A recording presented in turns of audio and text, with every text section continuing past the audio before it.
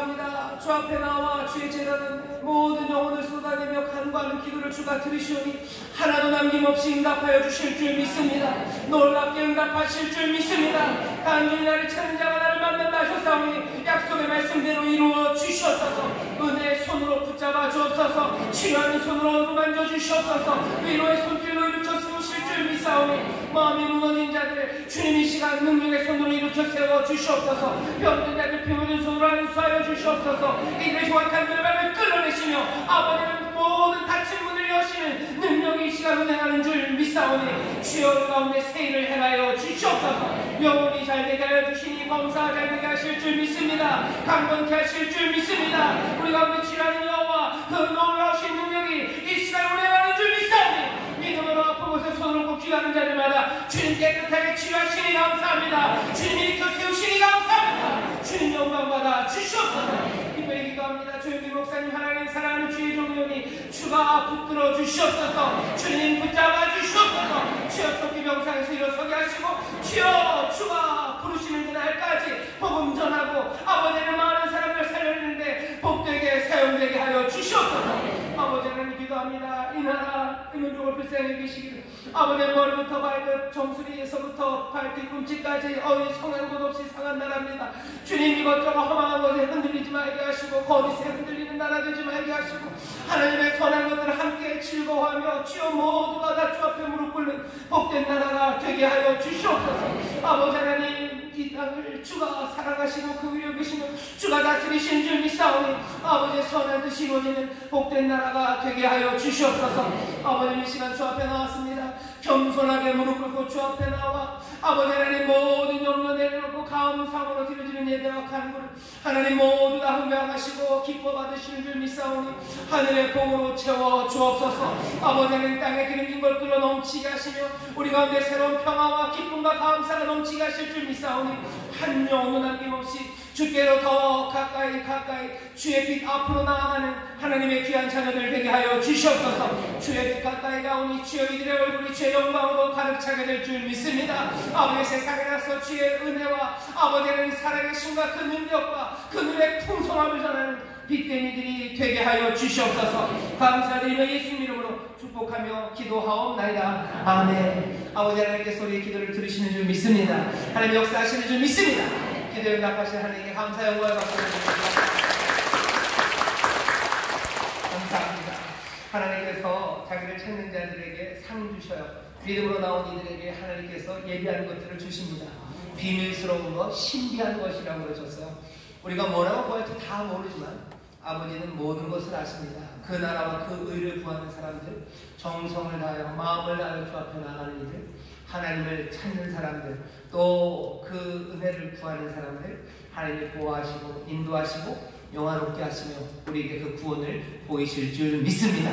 오늘이 은혜의 시간, 구원의 날인 줄 믿습니다. 자, 오늘 우리에게 주시는 말씀은 에스라 9장 5절부터 15절까지의 말씀이고요. 설교의 제목은 주님 앞에 설 수 없는 우리가 주님 앞에 섭니다입니다. 제목이 좀 길죠. 주님 앞에 설 수 없는 우리가 주님 앞에 섭니다요. 그 얼굴을 배울 수 없는 우리가 그 얼굴을 배웁습니다입니다. 면목 없지만 그 얼굴 앞에 섭니다가 오늘 설교의 제목이에요.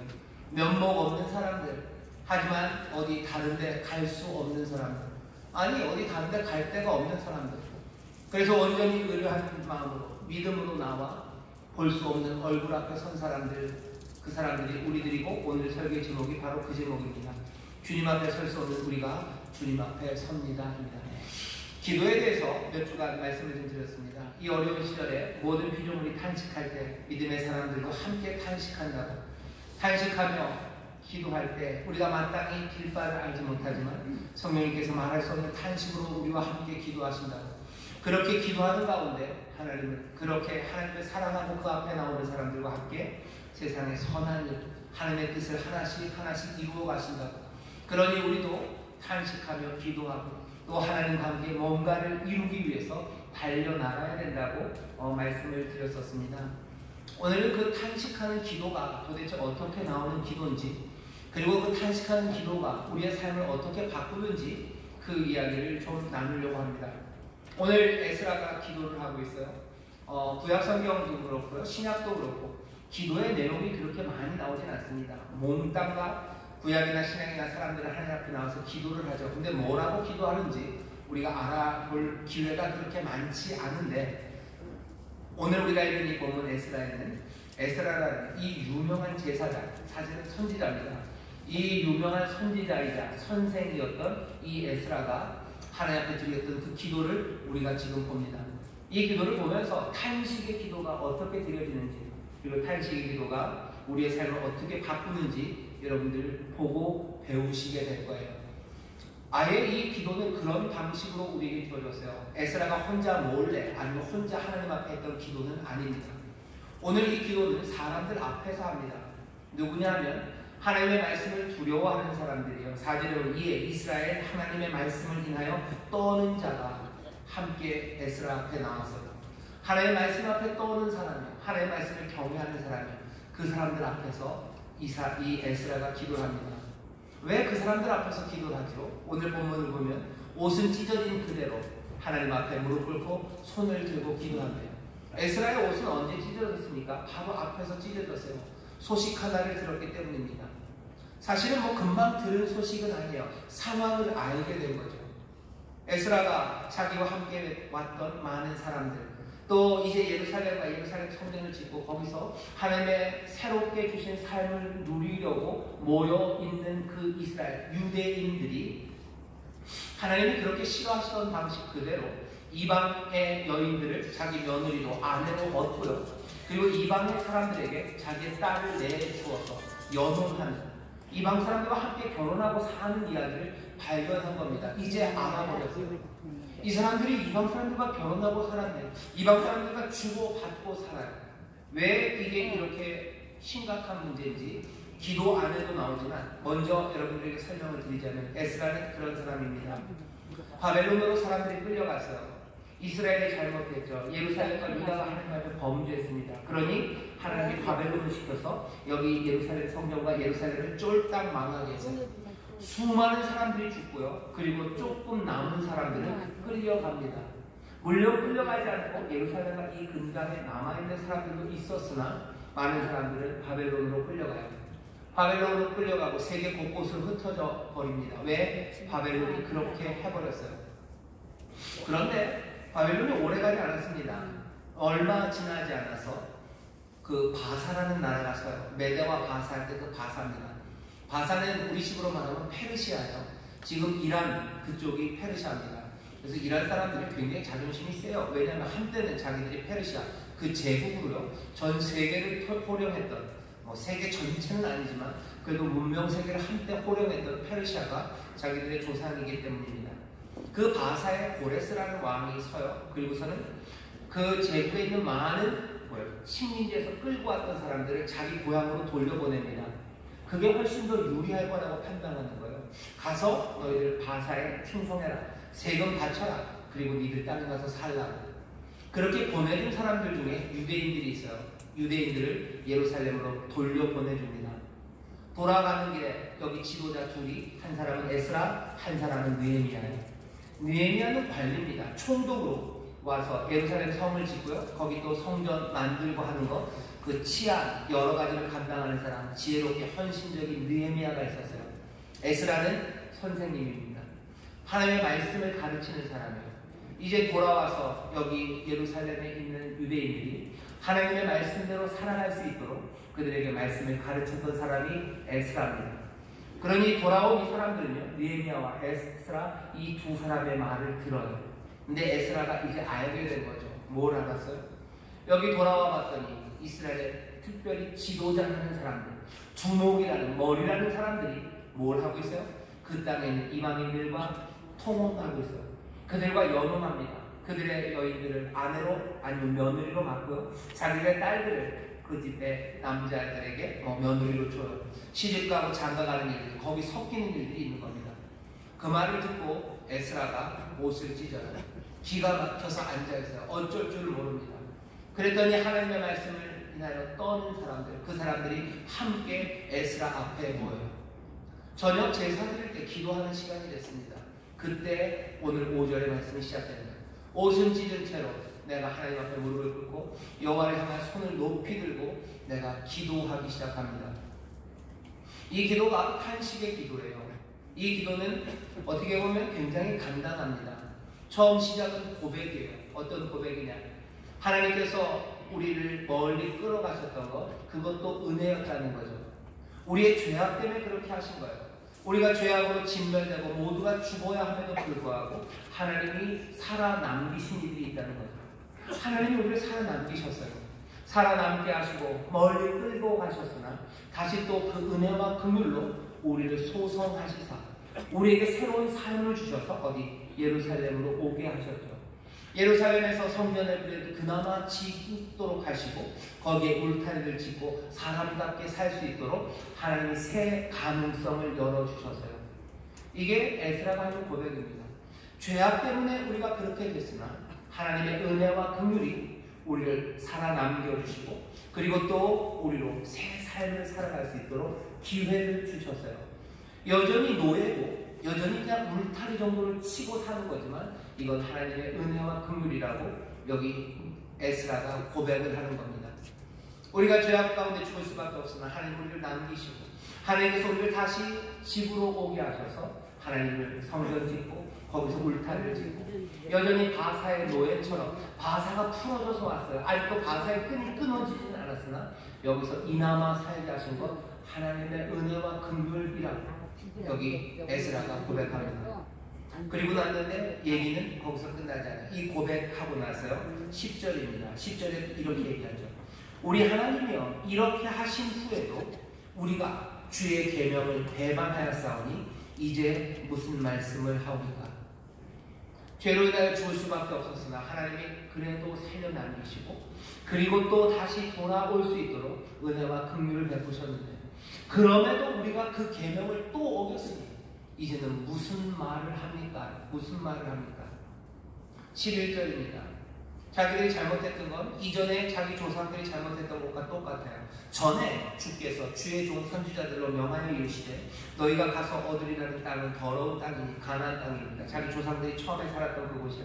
이는 이방 백성들이 더럽고 가증한 일을 행하여 이 가에서 저 가까지 그 더러움으로 채웠습니다. 거기 가서 그렇게 살면 안 돼요. 거기는 더럽고 가증한 땅이에요. 너희들이 그 땅에서 살지만 거기 있는 사람들에게 너희 딸들을 주면 안 돼요. 거기에 딸들을 데려오면 안 돼요.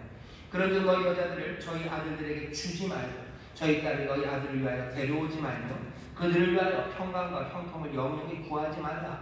그리하면 너희가 왕성하여 그 땅의 아름다운 것을 먹으며 그 땅을 자손에게 유전하여 영원한 기업을 삼게 되리라 하셨나이다. 그런데 어떻게 하세요? 우리의 조상들은 그렇게 하지 않았어요. 그들에게 주고 또 그들의 것을 받았어요. 하나님께서 정결하게 거룩하게 하나님의 백성으로 살라고. 왜? 그 땅은 더럽고 가증하니 거기에랑 오고 가지 말라고 그러셨는데 이스라엘은 그렇게 살지 못했습니다.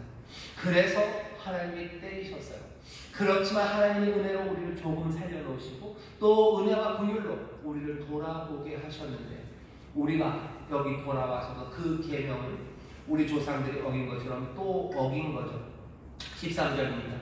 우리의 악한 행실과 큰 죄로 인하여 이 모든 일을 당하였사오나 우리 하나님이 우리 죄악보다 형벌을 경하게 하시고 이만큼 백성을 남겨주셨사오니 우리가 어찌 다시 주의 계명을 거역하고 이 가증한 일을 행하는 족속들과 연혼하오리까. 그럴 수는 없는 거 아닙니까? 그것 때문에 우리가 쫓겨가고 죽고 겨우 은혜와 긍휼로 살았는데 다시 돌아가서 또 그럴 수는 없는 것 아닙니까? 라고 말해요. 현실은 벌써 그러고도 있는 거예요. 그럴 수 없는 거 아닙니까? 그 다음에 만약 우리가 그렇게 한다면이죠. 우리가 어찌 다시 주의 계명을 거역하고 이 가증한 일을 행하는 족속들과 연혼하오리까. 그리하오면 주께서 어찌 진노하사 우리를 멸하시고 남아 피할 자가 없도록 하시지 아니하시니까. 한 번 그랬는데 또 그런다면 하나님은 우리를 진멸하시겠지요 라고 말하는 거예요. 그런데 현실은 이미 그렇게 하고 있습니다. 그렇다면 할 수 없는 일을 한 거예요. 다시 영원할 수 없죠. 그래서 떠나가게 하시고 그래서 죽을 수밖에 없는 상황에 처했던 우리를 긍휼로 살리셨는데 또 그 일을 해요. 할 수 없는 일을 했어요. 그런데 하나님 진멸하실 수밖에 없어요. 그러니 어떻게 합니까? 그 다음에 할 수 있는 말이 어렵습니다. 15절 시작에는 이스라엘 하나님 여호와여 주는 의롭도소이다. 주는 의로우시죠 라고 말하고 나니 그 다음엔 할 말이 없습니다. 10절서부터 그랬어요. 10절에도 무슨 말을 하오리까? 아니 처음 시작서부터 그랬어요. 내가 얼굴이 뜨뜻해서 도대체 하나님을 어떻게 뵙습니까? 무슨 말을 합니까? 우리가 그래서 갔다가 겨우 살아서 하나님의 은혜와 긍휼로 우리를 살리셔서 남기셔서 여기 와서 살게 하셨는데 또 그 계명을 어길 수 있습니까? 아니 그런데 어겼네요. 그렇게 어긴다면 하나님이 진멸하셔야 되는 거 아닙니까? 정말 그러네요. 하나님 우리 이스라엘 하나님은 의롭도소이다. 그 다음에 뭐라고 얘기해야 됩니까? 끝이군요 라고 하든지 하나님 우리를 진멸하소서 라고 말해야 될 것 같아요. 그런데 그 다음 말은 묘합니다. 왜? 그 말을 차마 할 수가 없는 거죠. 그러니 어떻게 하는 거예요? 그러니 탄식이 시작되는 겁니다. 그러니 말도 안 되는 말을 하기 시작하는 겁니다. 말도 안 되니 행동하기 시작하는 겁니다. 이게 이스라엘 다시 돌아온 사람들의 상황이에요. 이 상황이 여기 믿음으로 구원받은 우리들과 그리 많이 다르지 않습니다. 이스라엘 하나님 앞에 범죄함으로 그렇게 때려 맞고요. 그리고 깨어졌으나 하나님이 몽땅 진멸하지 않으시고 남기시고 또 은혜와 긍휼로 살아갈 새 것들을 여신 것처럼 여기 있는 저와 여러분도 이게 무슨 말인지 압니다. 죄와 그리고 그 악함으로 인하여 죽을 수밖에 없는 우리들이요. 하나님이 우리를 그 죽음과 사망에서 그냥 죽게 두지 않으시고요. 우리를 살리셔요. 잠깐 은혜를 베풀어 살리시고 새로운 삶의 가능성을 열어주십니다. 내 삶에 깨어진 게 얼마나 많습니까? 내 어리석음과 때로는 내 분노와 내 폭력과 아니면 내 욕심과 때로는 내 음란함과 아니면 때로는 내 게으름으로 인하여 내 삶이 빠삭 망해야 되는 게 맞아요. 하지만 하나님께서 얼마만을 남겨주셔서요. 몽땅 다 처치하지 않으시고 지금도 산자의 땅에서 거할 수 있도록 조금 남겨주셔서요. 남겨주시고 어떻게 또 은혜와 긍휼을 베푸셔서 그리스도의 사람 되게 하시고 또 그래서 그 안에서 새로운 가능성, 새 삶을 열 수 있도록 우리에게 새 삶을 허락하셨습니다. 성소에 박힌 못처럼 그리고 그 예루살렘에 둘러진 물처럼 뭔가 삶에 가능한 것들을 우리에게 열어주셨어요. 그런데도 불구하고 여기 에스라가 말하는 것처럼 이 이스라엘 사람들이 그랬던 것처럼 그 그리스도의 사람, 하나님의 사람답게 살지 못하고 어떻게 해요? 세상에 주고 세상에서 받고 삽니다. 세상에 주고 받는 게 별로 없는 것 같은데 아니요. 세상에 주고 또 세상에서 받으셔요. 어떻게 해요?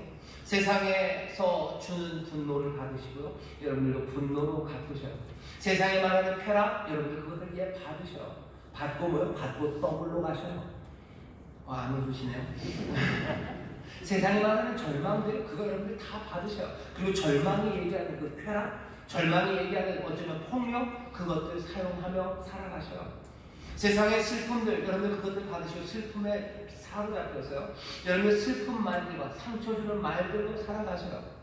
세상에 말하는 허망한 온갖 쾌락과 탐욕 그것들 여러분들 다 받으세요. 그리고 그것에서 만족하기도 하고 그것들 채워지지 않기 때문에 실망하기도 하면서 사셔요. 세상의 미움들 그것들 여러분들 받으시고 미움으로 갚으며 사셔요. 여러분들 세상에 즐거운 거 그것들 얘기하는 거 같이 즐거워하기도 하고요. 아니면 세상에 찬란한 거 그거 받으셔서 그거 가지 못하니까 그냥 낭망하고 절망하고 어두운 가운데 그냥 게으름과 나탐 그것들로 살아가셔요. 그렇게는 살아가는 거예요.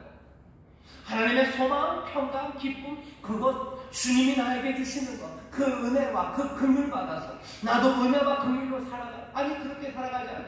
주가 나에게 주신 평강 그 안에 거하며 내가 평강을 나누며 아니 그렇게 살지 않아요. 주가 주신 기쁨으로 내가 기쁨의 노래를 하며 슬픈 자들 일으켜 세우며 아니 그렇게 살아가지 않아요. 주와 나 사이의 교통함이 아니라 세상과 나 사이의 교통함 내가 세상에 주고 내가 세상에서 받으며 그 안에서 그 번영해가는 세상이 굴러가는 그것 안에서 살아갑니다. 여기 얘기하는 이스라엘 사람들이 한 일이 그거예요. 유대의 사람들 그 땅에 가면 그 가나안 사람들과 연합하면 살아요. 그 사람들과 주고 그 사람들과 받고 거기서 그냥 그렇게 살아가다가 하나님의 백성으로 살지 못하게 뭐야? 약속하신 그대로 어쩌면 내가 쫓아내겠다. 그렇게 살아가는 거 내가 가정에서 토해내는데 너희도 그렇다면 이 땅이 토해낼 거다. 내가 너희를 거기 둘 수 없다 하셔서 저 바벨론을 흩어놓으셨어요. 하나님의 은혜로 조금 살려놓으시고 하나님의 은혜와 긍휼로 다시 새롭게 시작할 수 있도록 거기 예루살렘 그 성전이 있는 그곳에 두셨는데 그 은혜 안에 다시 부르셨는데 거기서 또 그 정결함, 하나님의 백성으로 살아가지 못하고 하나님과 교통함이 아니라 세상과 교통하며 살아갑니다. 예루살렘이 그랬어요. 유대인들이 그랬어요. 그리고 우리도 그렇습니다. 그러니 오늘 에스라의 기도는요, 여기까지 우리가 쭉 같이 얘기할 수 있어요. 같이 고백할 수 있고 같이 우리의 잘못이 무엇인지 진단할 수 있고 그 진단이 우리에게 두려운 말이기 때문에 이러면 안 되겠구나, 뭔가 바뀌어야 되겠다 하는 떨리는 마음까지 우리는 이 기도와 똑같이 옵니다. 그런데 생각해보면 여기 에스라가 말한 것처럼 무슨 낯으로 주님을 대합니까? 무슨 말을 합니까? 예수 그리스도 십자가에서 우리를 위하여 모든 것들을 내어주시고 찢기시고 그리고 피 흘리신 주님이 사랑함으로 이제 새 삶을 열어놓으셨는데 그 주님과 함께 살아가는 삶 말고 그 주님을 십자가에 못 박았던 그 세상과 짝해서 살아갔던 우리의 삶이 어떻게 무슨 말을 주님 앞에 합니까? 주님은 우리 위해서 모든 걸 내놓으셨는데 우리는 그렇게 배신했어요. 우리는 그렇게 딴 길로 갔어요. 그러니 그 앞에 갈 수 있습니까? 그 앞에 못 갑니다. 무슨 말을 합니까? 무슨 간구를 합니까? 구할 수 있는 게 있습니까? 아니요. 아무것도 구할 수 없습니다. 오늘 15절이 그런 얘기죠. 이스라엘 하나님 여호와여 주는 의롭도소이다. 우리가 남아 피한 것이 오늘날과 같사옵거든. 우리를 남기시고 피하게 하신 것 오늘날 같아요. 은혜로 우리의 죄악 가운데도 은혜로 우리를 살리셨어요. 그런데 우리는 죄 중에 있습니다. 도리어 주께 범죄했어요. 우리는 죄 가운데 있어요. 그러니 주 앞에 누가 감히 섭니까요? 죄 가운데 있는 사람이 누가 섭니까? 이게 오늘 우리가 읽은 본문의 마지막입니다. 오늘 여기 있는 성도 여러분들에게 제가 15절 마지막 절, 그 15절의 마지막만 조금 다른 식으로 번역을 해드릴 거예요. 15절 제일 마지막에 이렇게 되습니다. 도리어 주께 범죄하였사오니 이로 인하여 주 앞에 한 사람도 감히 서지 못하겠나이라고 했죠. 주 앞에 한 사람도 서지 못합니다. 이로 인하여 죄 지은 사람들은 주님 앞에 아무도 설 수가 없어요. 하지만 그럼에도 불구하고 우리가 죄 가운데이나 주 앞에 여기 있습니다 라는 것이 여기 마지막 도리어서부터 끝까지 있는 말의 뜻입니다. 여기 있는 말씀 계단은 조금 달라요. 하지만 제가 하는 말이 됩니다. 왜냐하면 첫 번째, 도리어 주께 범죄하였사오니 이로 인하여 주 앞에 한 사람도 감히 서지 못합니다 라고 말하면서 사실은 에스라가 지금 하나님 앞에 손을 들고 서 있는 거죠. 비록 옷을 찢고 그리고 무릎을 꿇고 있지만 주 앞에 손을 들고 지금 서 있는 겁니다. 그리고 또 이게 번역을 하면서 그렇게 한 것 같아요. 여러분들이 한번 개역 이 성경 아니면 개역 개정에도 이렇게 돼 있어요. 하지만 다른 성경들, 영어 성경도 히브리 성경도 한번 쭉 보시면요, 이 느낌을 조금 더 살려서 번역을 했어요. 그게 제가 말한 그 방식입니다. 이렇게 이해하셔요. 주는 의로워요. 하나님의 은혜로 우리를 살렸으나 주의 계명 그것 여전히 안 지킨 우리는 도대체 뭡니까? 할 말이 없습니다. 주는 의롭습니다. 죄인들은 주 앞에 설 수 없습니다. 무슨 낯으로 섭니까? 하지만 우리는 지금 여기 죄 가운데라도 주 앞에 서 있습니다 라고 지금 에스라가 얘기하는 겁니다. 단식의 기도는 그렇게 하는 거예요. 왜? 말은 끝나는 거예요. 더 할 말은 없어요. 무슨 말을 합니까? 죄를 그렇게 지었는데 한 번 용서하시고 새 생명을 주었는데 또 계명을 어기고 그 은혜를 배신했는데 우리가 무슨 간구를 합니까? 말이 끊어지는 자리예요.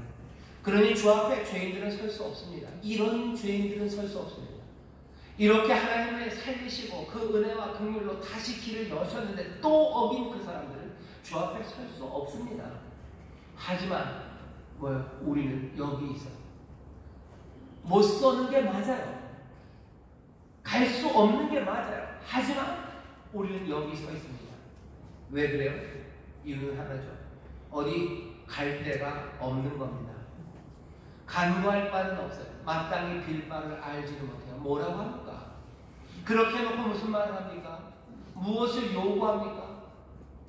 용서해달라고 합니까? 아니요. 그 말 안 나옵니다. 용서해달라는 말 안 나와요. 우리는 그런 사람들을 알아요. 성경에 나오는 유명한 두 사람은 첫 번째는 사울입니다. 사울 왕이에요. 하나님이 그렇게 은혜를 주셨어요. 하나님이 그렇게 사랑하셔서 승리하게 하셨어요. 모든 부족한가 연약한 가운데도 하나님이 사울을 높여주셔서, 그런데도 하나님의 말씀 그것 어기는 거예요. 세상에 명예를 던지니까 그것과 교통합니다. 왕 안 죽이고 좋은 양들 남겨놓고 그럼 폼 나는 거예요. 그럼 그것 따라갔어요. 그러니 사무엘이 와서 야단을 칩니다. 왕이시여 뭐 하는 일이냐고. 주의 말씀을 들어야 되는 것 아니냐고. 어찌 당신이 이럴 수 있냐고. 하나님의 은혜로 불러서 세워놨는데 어떻게 네가 하나님을 배신할 수 있냐고 얘기해요. 근데 사울이 뭐라고 합니까? 내가 할 말이 없습니다. 그래도 내가 주 앞에 섭니다라고 해야 되는데 사울은 아니에요. 예, 정말로 할 말이 없어요. 여호와를 뵐 면목이 없습니다. 뵐 면목이 없으니 사울은 어떻게 해요? 정말로 뵈지 않는 거예요. 주 앞에 설 수 없으니 주 앞에 서지 않는 사람, 그 사람이 사울입니다. 사무엘에게 얘기하는 거예요. 그냥 여호와께 말해달래요. 나 갔다고 얘기하는 거예요. 내가 저 앞에 갈 수가 없네요. 그냥 가요. 또 하나 유명한 사람 누구죠? 가룟 유다입니다. 유다가 하나님 앞에서 범죄해요. 예수님 앞에 범죄합니다. 주 앞에 설 수 있습니까? 아니요, 설 수 없어요. 그러니 유다는 어떻게 합니까? 설 수 없으니 떠나가는 거예요. 뵐 면목이 없으니 얼굴을 돌리는 겁니다. 주가 온 세상에 가득하니 세상에서 살 수가 없는 거예요. 그래서 악의 자만 그 핍박 들어가서 자기의 목을 메고 죽는 거죠. 주 앞에 설 수 없는 사람들, 그러니 주를 떠나는 사람들이 많아요. 하지만 탄식에 기도하는 사람들, 여기 에스라는 뭐라고 그럽니까? 누가 주 앞에 섭니까? 누가 주 앞에 섭니까? 이렇게 죄를 짓고 은혜와 긍휼 그것들을 배신하고 그렇게 살리시고 그렇게 은혜를 주셔서 오늘같이 하셨는데도 또 계명을 어기고 세상과 연혼하는 사람들, 이 사람들이 주 앞에 설 수 있습니까? 아니요, 아무도 이런 사람들은 주 앞에 설 수 없습니다만은 우리가 여기 서 있다는, 설 수 없는 자리에 와 있어요. 간구는 없습니다. 그냥 그 앞에 서 있을 뿐이에요. 새로운 가능성을 가진 사람들로서 몽땅 다 실패합니다. 가치도 없고 자격도 없습니다. 하지만 이들은 달리 어디에 갈 곳도 없어요. 그 절박한 상황에서 오히려 자기들이 배신하고 그리고 자기들이 분노하게 만들었던 그 하나님 앞에 나옵니다. 그 하나님을 뭐예요? 의지합니다. 그 하나님을 믿습니다. 우리가 잘 아는 찬송에 천부여 의지 없어서 손들고 옵니다. 주 나를 박대하시면 나 어디 갈까요? 천부여 의지 없어서 의지가 없어요. 다른 의를 할 데가 없어요. 그러니 손들고 옵니다. 할 말 없습니다. 하지만 주님 나를 박대하시면 나 어디 갑니까요? 그 앞에 와서 은혜와 긍휼, 그냥 그것을 믿을 수밖에 없어요. 그것을 의지할 수밖에 없어요. 은혜와 긍휼에 대해서 딜할 게 없어요. 계산할 게 없어요. 요구할 게 없어요. 그냥 뭐만 있어요? 의지할 뿐입니다. 손들고 나아가 의지할 뿐이에요. 절박한 상황에서 갈 곳 없습니다. 자격이 없기에 그냥 우리는 여기 있다고 말할 뿐이에요. 주여 우리가 여기 있습니다 라고 말하는 거예요. 죄악에 빠진 채, 하지만 우리 여기 주 앞에 있다고. 도움받고자 여기 있다고. 부정한 자들이지만 여기 있다고. 세상의 노예처럼 끌려다니는 내 삶이지만 내가 여기 있다고. 우리가 그렇게 깨지고 상처받고 사실은 주 앞에 면목 없지만 내가 그 앞에 나왔다고. 하지만 우리는 여기 있다고. 우리가 얼굴을 마주할 수 없는 그분 앞에 내가 나오는 거죠. 얼굴을 맞이하지 못할 그분 앞에 우리의 얼굴을 들이미는 겁니다. 그리고서 은혜와 긍휼, 그리고 그 의를 기대요. 왜? 다른 길은 없기 때문이에요. 왜? 우리는 이스라엘이기 때문이에요. 오늘 기도를 보면 에스라가 처음에 나의 하나님 그래, 나의 하나님 그러다가 금방 우리 하나님입니다. 내 잘못은 별로 아니에요. 하지만 이제 보니 우리의 잘못이죠. 이 모든 것들을 다 끌어안습니다. 나, 우리. 그래서 우리 하나님 부르다가 15절 오면 뭐라고? 이스라엘의 하나님이라고 불러요. 그냥 우리가 아니라 우리가 누군지를 알기 시작하는 거예요. 나, 우리는 누굽니까? 이스라엘입니다. 이스라엘은 누구야? 하나님과 씨름하는 사람이 야곱과 거기에서 아무도 의지할 필요 없어서 그냥 들어 붙잡는 사람이에요. 야곱이 뭘 잘했습니까? 아버지 속여서요. 아버지 속여서 길에서 쫓겨난 거예요. 광야에서 잡니다. 하지만 하나님이 보호하시고 은혜와 긍휼로 살게 하셨어요. 그랬더니 외삼촌 집에 가서 뭐해요? 외삼촌의 집에 가서 또 속입니다. 외삼촌 속이고 뭐 얻어서 다시 돌아와요. 하지만 하나님이 또 보호하시고 지키셔서 오게 하셨어요. 뭐가 남습니까? 그러고도 속여요. 그러고도 자기 종들 먼저 보내고 자기 가족들 보내고 자기 혼자 살겠다고 야복강가에 남아있는 사람이에요. 뭘 배운 거예요? 자기 몸보신하려고만 세상이 그거 가르쳐주니 그거 받고 그거 주고 그렇게 살았어요. 하나님 말씀대로 삽니까? 천만에. 이웃에게 복을 주게 삽니까? 천만에. 내 욕심만 차리고 살아가요. 끝까지 나 혼자 약속하게 남았던 사람이 야곱입니다. 지렁이 같은 거 야곱아라고 불렀던 그 사람이요. 하지만 야곱은 뭐예요? 이스라엘은 뭡니까? 새 이름을 다른 거 없어요. 그냥 하나님을 붙잡는 씨름하는 사람이에요. 하나님과 씨름합니다. 얼굴을 대할 수 없는 그분 앞에 얼굴을 뒤집고 붙잡는 사람이에요. 그 사람이 야곱입니다.